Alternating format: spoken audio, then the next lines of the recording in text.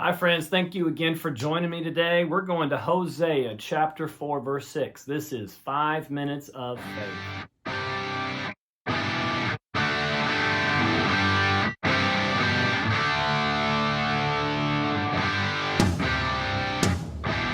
All right, let's get into the word. Hosea chapter 4, verse 6. I'm talking about who are you in Christ? Do you know who you are?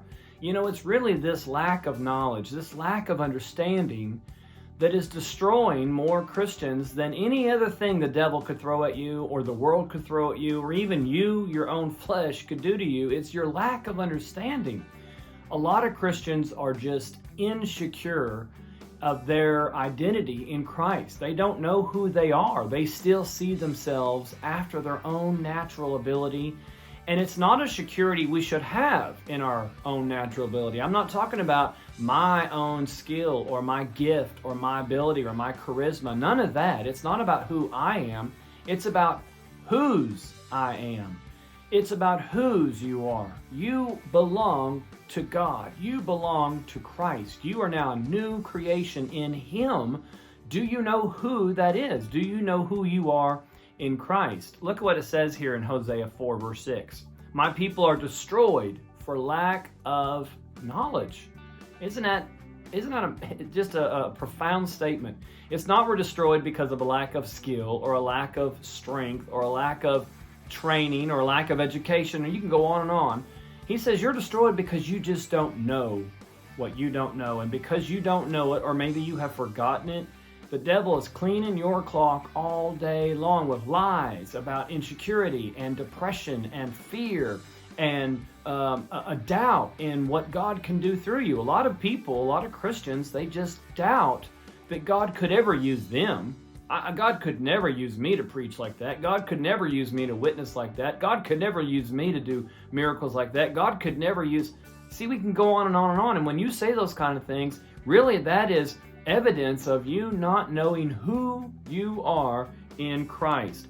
It is getting an understanding of who you are that is key. Look what it says in Proverbs chapter 4, verse 7. Wisdom is the principal thing.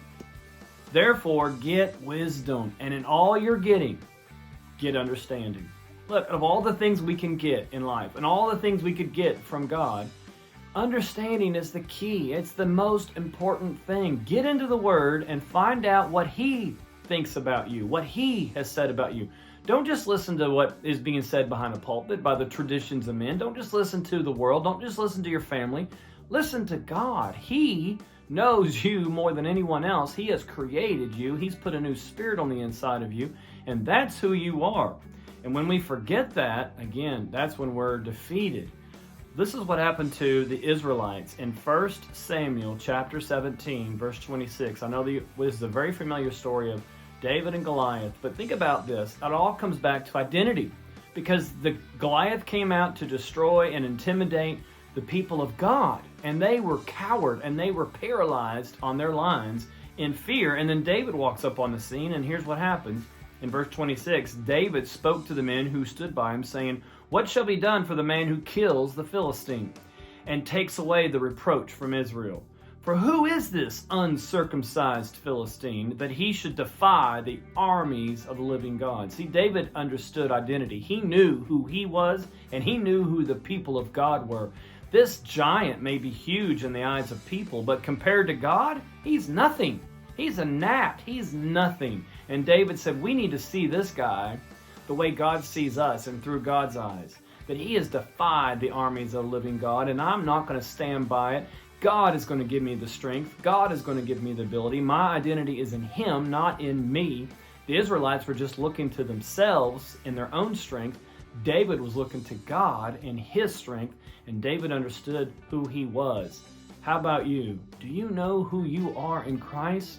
Listen, dig deep into the Word and find out what God thinks about you.